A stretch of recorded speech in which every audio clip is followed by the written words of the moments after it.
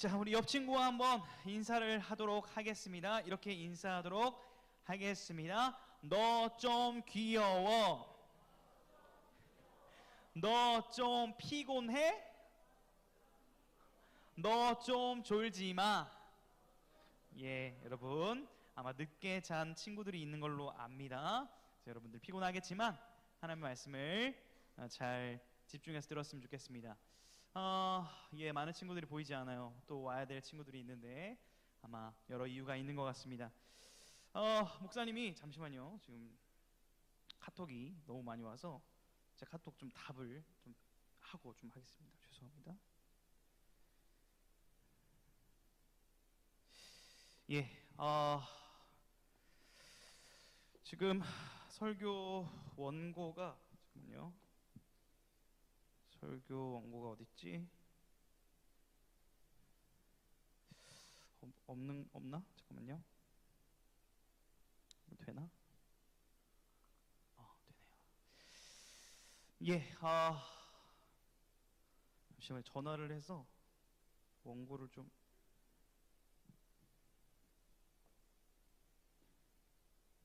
예, 지금까지 목사님은 연기를 하고 있었습니다. 무슨 연기예요? 너무 좀 발연기라 미안합니다. 여러분 무슨 생각이 들었습니까? 아니 목사님이 설교를 해야 되는데 갑자기 핸드폰을 하고 설교문이 없다고 하고 이 시간이 너무 아깝고 뭐야 이런 생각이 들 수 있잖아요. 무슨 말씀을 드리고 싶으냐, 광고예요, 광고. 여러분들 이 시간은 하나님과 만나는 소중한 시간인데 목사님은 당연히 하나님의 말씀을 잘 준비하고 기도로 여러분들을 맞이할 준비를 합니다.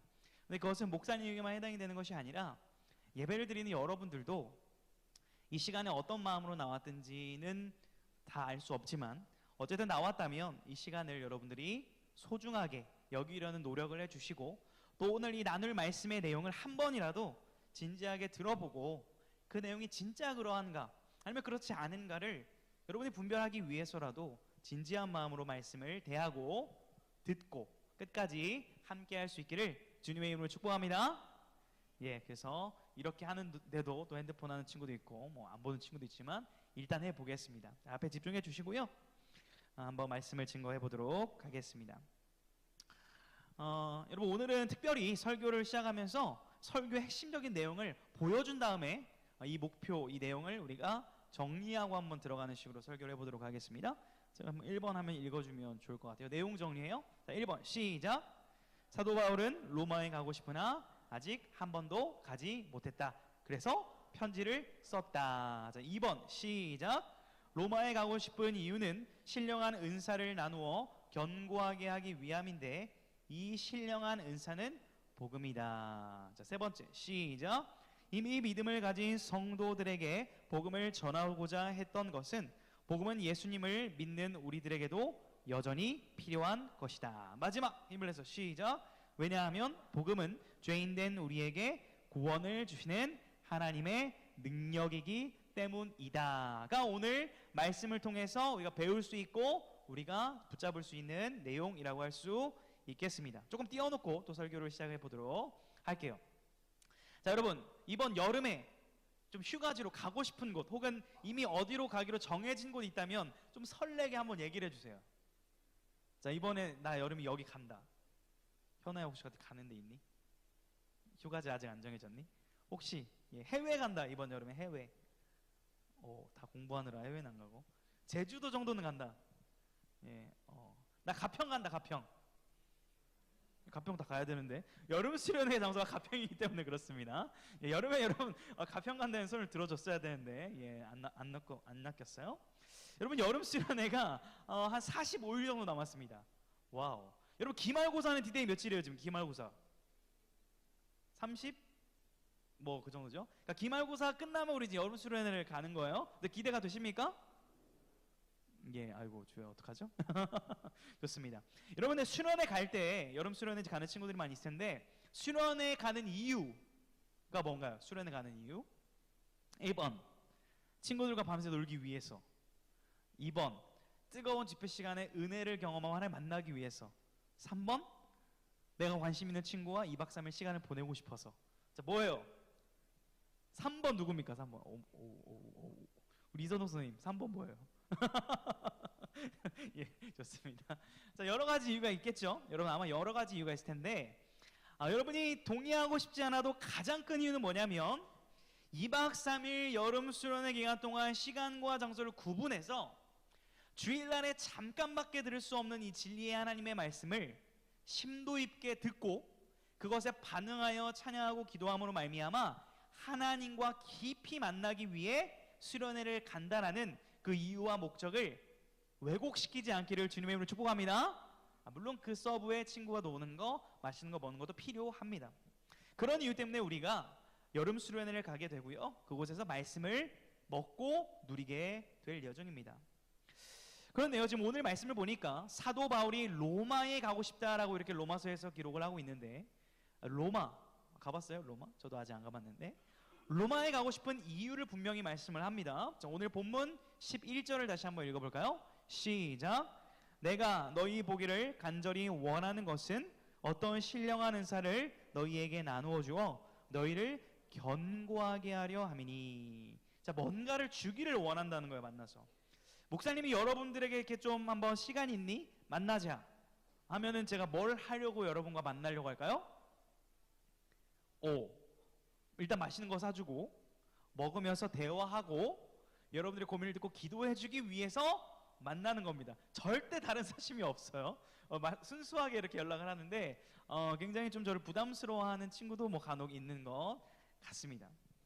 지금 사도 바울을 간절히 만나서 하기를 원하는 게 뭐냐면 신령한 은사를 나누어 주기를 원한다는 거예요. 자, 신령한 은사 하면 떠오르는 이미지가 뭐예요? 신령한 은사. 친구들, 신령한 은사 뭐가 떠올려요? 예슬아, 신령한 은사 안 떠올라? 오케이, 그럴 수 있습니다. 보통 신령한 은사면요, 어떤 신령한이라는 단어가 붙었기 때문에 신비적이고 뭔가 색다르고 특별한 것을 떠올립니다. 가령 뭐 이런 거겠죠. 갑자기 이제 제가 여기 있는데 하면 갑자기 쓰러진다든지, 파이어 하면 갑자기 이렇게 몸이 타오른다든지, 바바바바 야파 딱 하면 아주 방언이 터지도록 도와준다든지, 이런 어떤 신령한 성령의 은사를 떠올리기가 쉽습니다. 뭐 이런 것도 신령한 은사의 한 예이긴 합니다. 그런데요, 이것이 본질적인 신령한 은사라고 성경은 오늘 말하고 있지 않고 있어요. 지금은 이제 고인이 되신 이제 예전에 목회를 하셨던 분인데 이름은 언급하지는 않겠습니다. 그분이 아주 유명한 이 성령의 은사 사역을 감당했던 분입니다. 그래서 많은 귀신들을 쫓아내고 많은 치유의 역사가 일어났던 그런 교회예요. 많은 성도님들이 있었습니다. 그런데 이 성령님을 통한 치유를 하던 사역에서 목회의 방향이 바뀐 계기가 있었는데 이런 일이에요.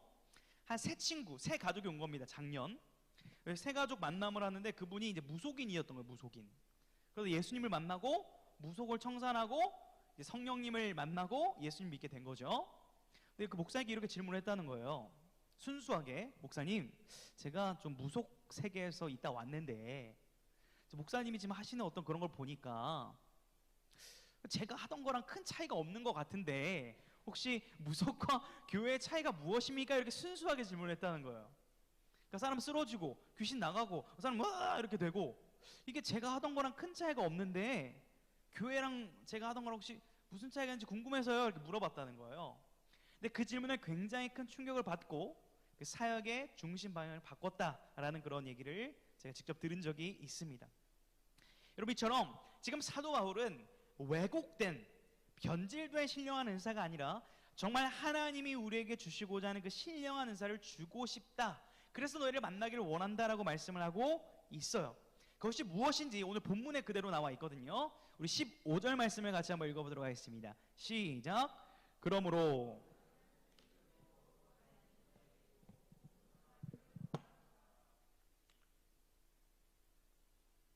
자, 11절과 15절이 연결이 됩니다. 그러므로 나는 가능하다면 할 수 있는 대로 만나서 무엇을 전하고 싶다고 하죠? 복음. 즉 너희에게 나누어 주기를 원하는 신령한 어떠한 은사는 너희들이 갑자기 몰랐던 거, 어디서 하늘에서 뚝 떨어진 특별한 게 아니라 복음을 나누어 주고 전하고 싶다는 거예요. 되게 좀 썰렁하게 느껴질 수 있습니다. 여러분, 그런데요, 이 복음을 전하는 것이 가장 중요하다는 것을 성경이 계속해서 나타내고 있는 거예요. 여러분, 만약에 한번 상상을 해봅시다. 목사님은요, 10대 여러분의 그 나이대에 제 꿈은 뭐였냐면, 청소년들에게, 또 많은 사람들에게 하나님께서 우리를 사랑하시고 또 하나님의 사랑을 깨달은 우리가 정말 진정으로 행복할 수 있고 하나님의 꿈을 꾸면서 그렇게 살아갈 수 있다라는 사실을 전해주는 것이 제 10대 마지막 18, 19세 요때 이제 꿈이었습니다. 그렇게 지금 살아가고 있는 너무나 감사한 삶인데요.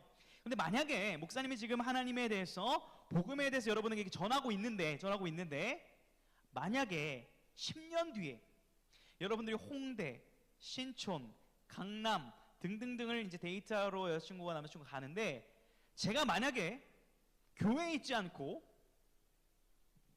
커플 사주 딱 앉아가지고 있잖아, 10년 만에 봐, 일로 와, 내가 사주 봐줄게, 아니 잘 어울린다, 둘이 결혼할 수 있을 것 같아, 일로 와봐, 내가 무료로 봐줄게 라고 제가 여러분에게 외친다면, 여러분은 무료로 사주를 봐준다는 저의 그 텍스트의 말이 기쁠까요? 찜찜하고 이상할까요? 아니 목사님이었다가 왜 갑자기 사주를 보는 저런 사람이 됐을까 하는 아주 이상한 의구심을 품게 될 겁니다. 여러분, 절대 그럴 일 없습니다. 걱정하지 마십시오. 저는 10년이나 20년이나 30년이 지나도 여러분에게 약속드릴 수 있는 것은, 제가 이 강단에서 설교하고 있는 목회자의 모습은 아닐 수 있어요. 어디선가 일을 할 수도 있고 선교지에 있을 수도 있고 어려운 모습으로 지낼 수도 있지만, 분명히 약속드릴 수 있는 것은 그 자리에서 저는 복음을 증거하는 삶을 살기를 기대하고 기도하고 있습니다. 여러분, 왜 이 복음을 이렇게 지금 얘기하고 있는 걸까요? 저는 이 사도 바울의 말을 조금이나마 이해할 수 있게 된 계기가 많이 있었지만 최근에 좀 있었습니다. 이 복음을 전해주고 싶은 사람을 제가 찾았어요. 제가 얼마 전에 이제 오랜만에 제 고향인 전주에 가서 이제 아내와 어머니와 함께 셋이 카페를 가려고 전주 한옥마을을 이렇게 거닐고 있었는데, 아주 놀라운 배너를 발견했어요. 이런 배너입니다. 자, 기독교는 거짓말이라는 앨범을 누가 낸 거예요. 당신이 따라야 하는, 당신이 섬겨야 하는 신은 오직 당신 자신입니다. 당신 인생의 주인이 당신 자신이고, 고로 당신의 하나님은 당신 자신입니다. 아주 이제 본명으로 앨범을 낸 것 같아요. 정민우, 딱 이렇게 이제 앨범을 냈어요. 그래서 이 배너를 제가 이렇게 치우려고 하니까 이것을 훼손하면 뭐 신고하겠다라는 그런 협박성도 경고 문구까지 있어가지고 사진만 찍어서 제가 서울로 다시 복귀를 했습니다. 또 궁금증이 많은 저는 앨범을 또 낸 가수이기도 하잖아요. 같은 동종 CCM 업계인데 안티 크리스천인 이분, 이제 좀 목사니까 이분의 입장을 들어보고자 한번 이 앨범을 이제 검색을 했습니다. 이 노이즈 마케팅일 수도 있는데 뭐 어떤 내용일까 한번 들어봤어요. 그리고 소개글을 다 읽어봤습니다. 이런 분이에요. 19살 때까지 교회에서 정말 열심히 했던 분인 거예요.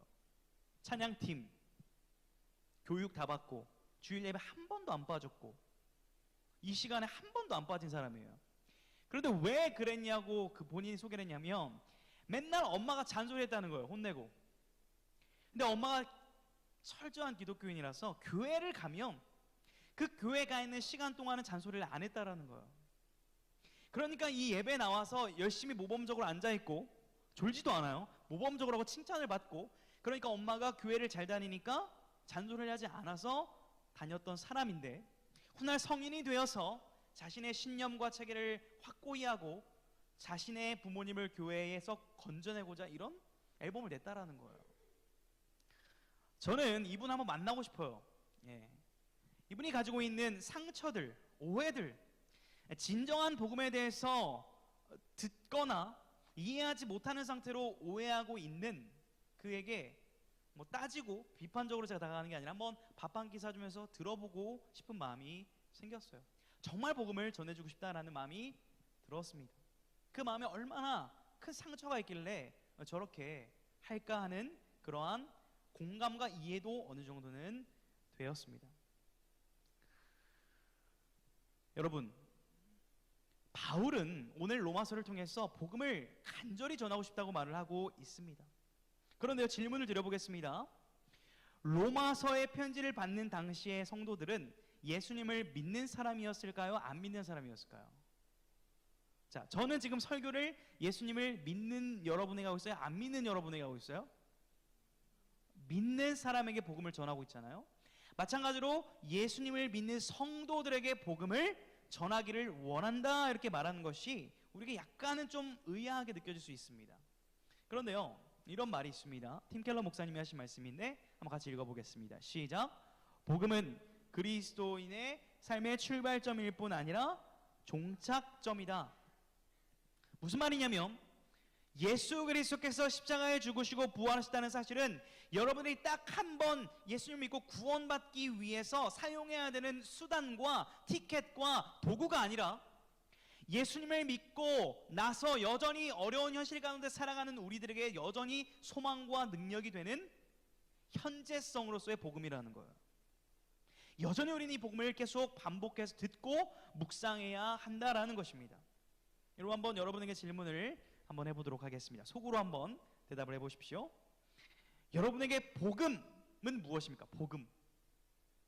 한번 스스로 대답을 해보기를 원합니다.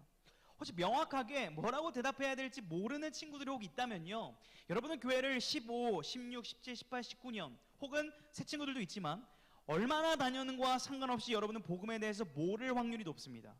대답할 수 없다면 말이죠.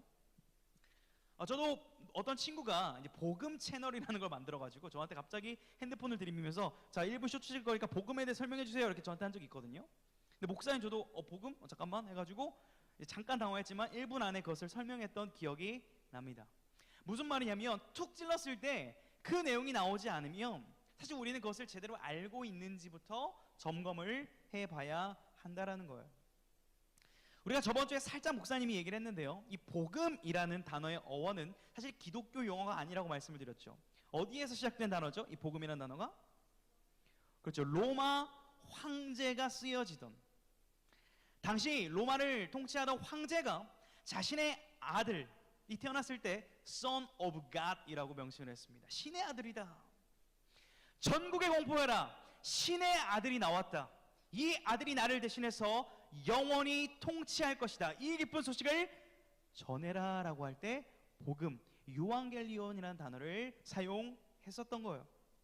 그런데요, 오늘 사도 바울은 로마서를 쓰면서 이 복음이라는 단어를 의도적으로 강조하고 반복합니다. 아니다, 예수님 믿는 성도님들, 진짜 복음은 그게 아닌 것을 아시죠? 우리가 아는 진짜 복음은 Son of God은 황제의 아들이 아니라 나사렛 목수로 자라신 우리 주 예수 그리스도가 하나님의 아들이심을 믿고 구원받기를 축복합니다 라는 그러한 마음이 담겨있는 것이 바로 복음이라는 거예요. 그렇게 사도 바울은 이렇게 말합니다. 내가 복음을 부끄러워하지 아니한다. 한번 따라하겠습니다. 나는 복음을 부끄러워하지 않겠습니다. 쉽지 않은 고백입니다. 당시에 이것을 얘기하면요 조롱당했어요. 무슨 소리 하냐, 무슨 미친 소리 하냐, 무슨 복음이 예수 그리스도야, 복음은 황제 아들이지, 뭐 말도 안 되는, 이 시대에 뒤떨어진 얘기라고 앉아있어라고 비난받던 그런 크리스찬들의 삶이었어요. 여전히 우리가 예수 그리스도, 복음, 교회, 신앙, 기도, 구원 등에서 세상 사람들이 말하잖아요. 굉장히 우리를 고리타분하고 나이스하지 않고 젠틀하지 않고 구닥다리 사람으로 여기는 시선이 여전히 존재하고 있는 요즘입니다. 그러나 성경은 이 복음만이 우리에게 자랑스러움이며 소망임을 다시 한번 확신할 것을 강조하고 있는 거예요. 한번 저를 따라하겠습니다. 복음은 구원을 주시는 하나님의 능력이라 우리가 복음을 부끄러워하지 않을 수 있고 자랑스러워할 수 있는 이유가 여기 있는 거예요. 복음은 여전히 구원을 주시는 능력이기 때문이에요. 여러분이 예수 그리스도를 믿을 때 죄 사함을 받고 천국에 가게 되는 은혜를 얻게 됩니다. 그런데요, 복음을 믿는다는 것은 단순히 그 정도 차원으로서 예수님을 받아들이는 게 아니에요. 예수 그리스도께서 나의 주인, 나의 구원자라고 믿고 받아들이는 이 구원의 사건은 그 시작부터 주님과 함께 동행하고 내 힘들고 어려운 내 삶 가운데 함께 하시는 하나님을 경험할 수 있는 복의 시작입니다. 그러므로 예수 그리스도의 복음을 듣고 묵상하는 이 시간이야말로 하나님의 구원을 경험하는, 현재성으로 경험하는 하나님의 능력을 체험할 수 있다라는 거예요. 이 사실을 믿을 수 있기를 주님의 이름으로 축복합니다. 복음을 예전의 기억, 옛 관념, 단회적 사건으로만 여기지 않기를 소망합니다. 여러분, 그러므로 저는 사도 바울의 마음이 아주 조금은 이해가 될 것 같습니다. 우리 로마서 1장 17절 본문이네요. 우리 여러분의 목소리를 한번 읽어보도록 하겠습니다. 시작. 복음에는 하나님의 의가 나타나서 믿음으로 믿음에 이르게 하나니 기록된 바 오직 의인은 믿음으로 말미암아 살리라 함과 같으니라. 아멘. 왜 이렇게 이 복음을 전하고 싶고 왜 이렇게 사람들을 만나서 이 복음을 전하고 싶은지의 그 마음에 대한 것을 조금 알 것 같다는 얘기예요. 왜 그러냐면 한 영혼이 살아나기 때문입니다. 여러분, 한번 우리 과거의 기억을 한번 떠올려 보겠습니다. 2020년 2월 뭐 하고 있었어요? 2020년 2월 뭐 하고 있었습니까? 그때가 학년이 중1? 초였어요. 고2는 초였고 고3은 중1? 기억이 안 나죠? 자, 그 당시에 우리 너무 힘들었거든요. 뭐로 힘들었죠? 코로나로 너무 힘들었는데 사실 지금 5년만 지나니까 코로나 어때요? 별거 아니죠? 지나간 옛 추억에 불과합니다. 근데 당시에 너무너무 우리가 벌벌 떨면서 힘들었던 기억이 나는데 그때 우리가 이렇게 만나서 예배할 수 없었습니다. 예, 온라인으로 예배하고 뭐 유튜브나 줌으로 아마 예배를 드렸을 거예요. 목사님도 그랬었는데요. 그 당시에 얼마나 이렇게 우리가 만나서 예배를 드리고 싶었으면 제가 이제 작곡을 하다 보니까 이런 곡을 만들었어요. 보고 싶어요, 그리워요, 이런 곡을 만들어가지고 막 애들한테 전화해서 보고 싶어요. 이거 표절인데? 그리워요. 들어본 것 같은데요? 곡을 만들어가지고 이렇게 불렀습니다. 얼마나 이렇게 만나고 싶은지. 근데 너무 아이러니한 사실 아세요? 한 2년 정도 너무 보고 싶어 한다고 얘기하고 너무 사랑한다고 이게 얘기하고 편지 쓰고 했는데 막상 코로나가 좀 끝나고 딱 처음 만나가지고 예배 드릴 때 분위기가 좋았을까요? 삭막했을까요? 매우 어색하더라고요. 좋아해, 보고 싶어, 우리 만나서 예배하자, 우리 같이 기도해야 되는데 만나는데 잘 지냈니? 되게 좀 이렇게 이런 모습을 경험했던 기억이 납니다. 그런데 그 예배가 지나고 한 친구가 연락을 줬던 기억이 나요. 목사님, 코로나 기간에 줌으로 예배 드렸고 유튜브로 예배 드려서 조금 아쉽긴 했지만 그때 들려졌던 하나님의 말씀과 하나님의 은혜에 대해서 기억을 합니다. 그리고 감사하게도 그 기간 가운데에도 꾸준히 보내주셨던 그 카톡 메시지나 문자들을 통해서 하나님의 말씀에 대한 관심이 생겼고 말씀이 조금씩 들리기 시작해서 참 감사합니다라는 고백을 들을 수가 있었습니다. 코로나 기간 동안 막연하게 보이지 않고 만날 수 없어서 막연하게 복음을 전하면서도 과연 이것이 어떤 유익이 있을까? 과연 청소년들에게 도움이 될까 하는 그런 저의 불신앙을 하나님이 다시 한번 회개케 하셨고 하나님께서는 그러한 시간들을 통해서도 복음을 진전시키고 확장시키신다라는 하나님의 일하심을 확신케 하여 주셨습니다. 여러분, 그러므로 복음을 오늘도 여전히 저는 전하기를 원하는 것입니다. 오늘 1장 17절의 내용을 보시면 이런 내용입니다. 복음에는 하나님의 의가 나타났다라는 데 주목을 해야 돼요. 여러분, 세상의 모든 기본적인 원리는요, give and take입니다. 자, 옆 사람 한번 얼굴을 보고 이렇게 한번 축복하도록 하겠습니다. 나는 너에게 기브만 할게. 시작. 예. 이 말이 굉장히 기독교적이긴 한데 지키기 어려운 겁니다. 그러니까 마냥 주기만 한다라는 게 상당히 이 세상에서 어려운 일입니다. 내가 무엇인가를 해주면 당연히 그에 대한 리액션이 오기를 바라는 게 사람의 마음입니다. 여러분, 이 give and take의 원리는요, 우리의 죽음의 문제에도 동일하게 우리가 적용을 하려고 해요. 내가 이 죽음의 문제를 해결해야 되는데, 내가 죽고 난 다음에 문제를 해결해야 되는데 이것이 중요한 문제니까 어느 정도의 내가 투자와 노력을 해서 그에 합당한 결과로 죽음의 문제를 해결할 수 있다고 믿고 있어요. 모든 세상의 종교들이 그렇습니다. 불교, 이슬람 등등등. 내가 어떤 것인가를 해서 그것에 대한 결과로서 내가 영원한 생명을 얻게 되어지는 결과를 기대하고 믿고 노력하는 것이 세상의 모든 종교의 방식입니다. 이것을 저는 upstairs, 위로 우리가 도달하기 위한 노력이라고 말하고 있어요. 그런데요, 복음의 하나님의 의가 나타났다는 얘기는요, 유일하게 우리가 그것을 발견한 것이 아니라 하나님이 먼저 나타내 주셨다라는 거예요. 이미 영원한 하나님 나라의 그 기쁨을 알 수 없는 우리들에게 나타나 보여주셨어요. 예수 그리스도를 통해서 하나님의 나라가 무엇인지를 보여주시기 위해 내려오셨고, 우리와 함께 거하시기 위해 다시 우리를 구원하셔서 하늘의 영원한 나라로 끌고 올라가시는, 우리의 능력과 우리의 힘과 상관없이 일방적으로 우리를 택하시고 보듬으시고 감싸시고 함께 하시겠다고 약속하신 그 내용이 우리가 붙잡아야 될 복음의 내용인지 믿으시기를 주님의 이름으로 축복합니다.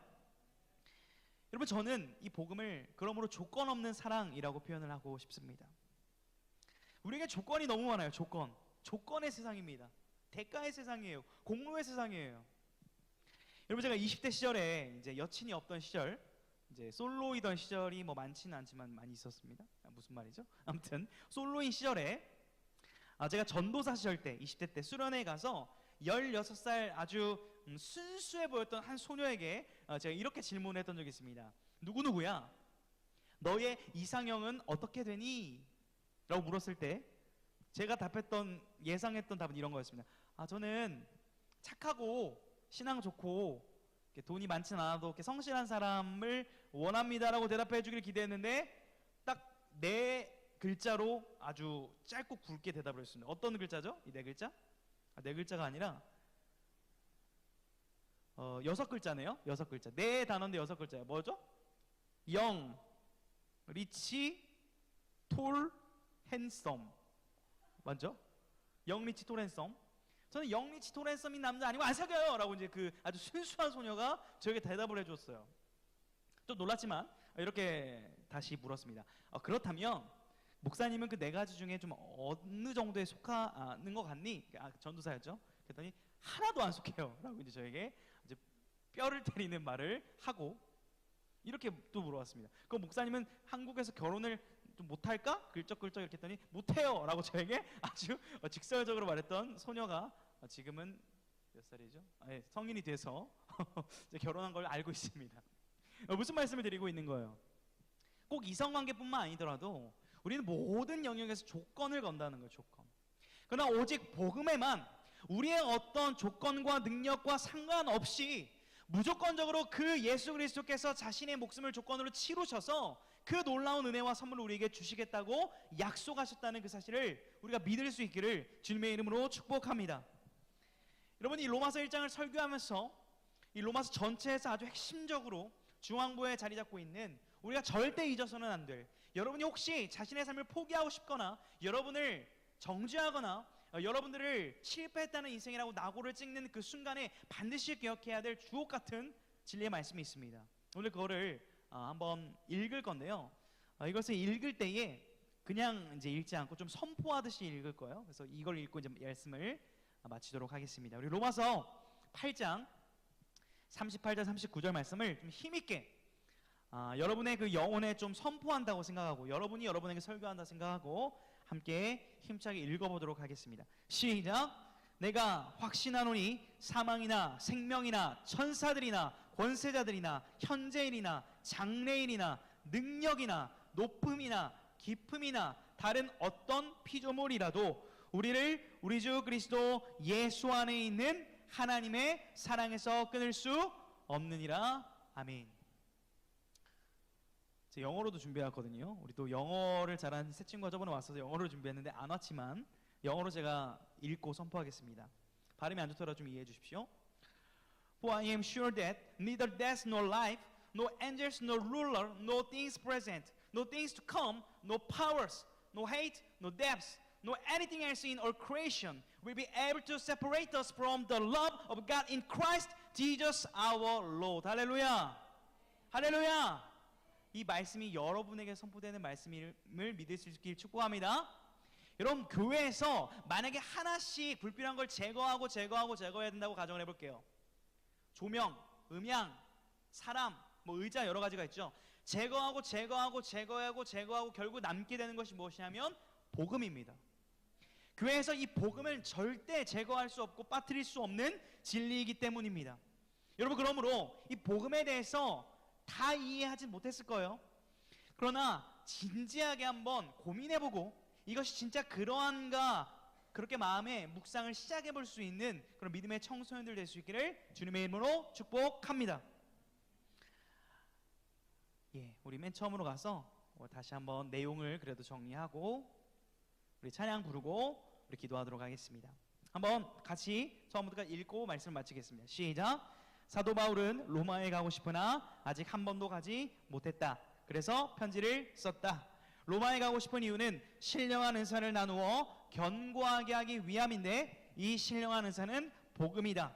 이미 믿음을 가진 성도들에게 복음을 전하고자 했던 것은 복음은 예수님을 믿는 우리들에게도 여전히 필요한 것이다. 왜냐하면 복음은 죄인된 우리에게 구원을 주시는 하나님의 능력이기 때문이다. 이번 한 주 복음을 묵상함으로 하나님이 도우시고 구원하시는 하나님의 능력을 경험하는 실제적인 믿음의 삶을 살 수 있기를 주님의 이름으로 축복합니다.